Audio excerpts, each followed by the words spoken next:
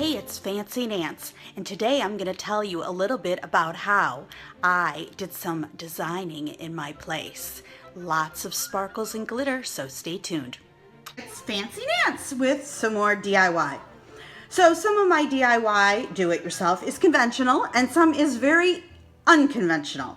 Sometimes I go to the store, like a hardware store or 99-cent store, and I buy the correct stuff, and sometimes I just put things together any way they work, and this is one of those times. And I used this box years ago. It has 3 shelves to store menus and just stuff in the kitchen in, and right now it looks like it should go in the trash. Well, we're going to repurpose it today. So first, we're going to Windex it off, and I mean Windex all the shelves and Windex the entire box. So once you've done that, find an old box, come back. Here we go. One of the best known or worst kept secrets once it dries is that if you have the scratches on the bottom of some kind of box you're repurposing, if you take a black Sharpie or a thicker black marker or black paint and you let it dry, it will blend in and no one will know. What prompted me to do this strange DIY hack is that I had 2 knobs left over in my toolbox. Yes, Fancy Nance has a toolbox. Yes, she has a hammer and screwdriver and nails and pliers and all kinds of stuff. Fancy Nance has tools. Oh my goodness. Anyway, so basically this is a real hack. I had to find 2 screws that would fit into these little bulbs. I'm going to leave the middle one. Sometimes I like things symmetrical, sometimes I like things asymmetrical. So the middle one has its original little, I don't know, bauble on it that you open and close. I'm gonna put that one in the middle and leave that one alone.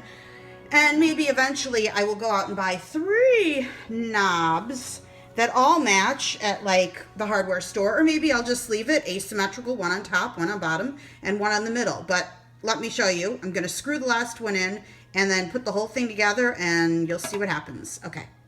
So I was missing actually one of the holes in this little drawer thing anyway, so it kind of worked out. So I'm basically just gonna take this screw and screw it all the way in. It looks like it's tight, but it is gonna fit through, and then put the knob on the top. So I will show you when I'm done with that. But it's really not that hard. I just need to screw it in. Okay, now it's time to put the drawers back in. The screw is hanging out in the back, but no one's gonna see that. I'm gonna use this for menus and small, simple stuff. Here goes the top drawer. And then, like I said, I left the middle drawer alone. So that one will just be plain.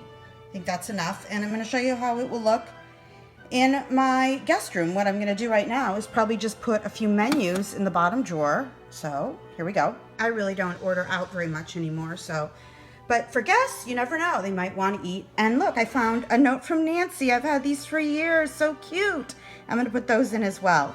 And then I will show you what I finish it off with. So here we are in my guest room, which is a work in progress, a DIY Fancy Nance work in progress.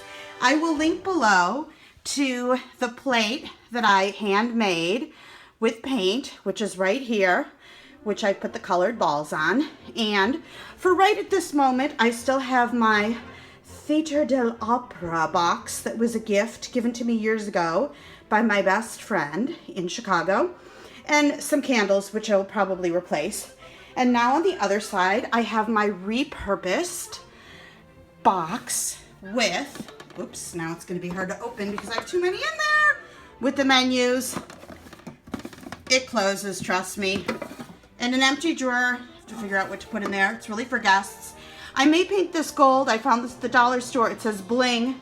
But incidentally, if you wanted to take off your ring, you could put your designer Fancy Nance rings, which all of these I designed by hand, and put them on the box. This is now perfect for any millennial or college dorm room, or even somebody who's doing a guest room. It's just so fun to repurpose things, don't you think? For those that don't know, I am a jewelry designer.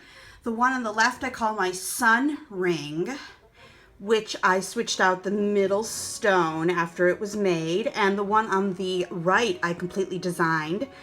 as a little pinky ring. It's got almost a half a carat in the middle of diamonds, of a diamond, and diamonds around it.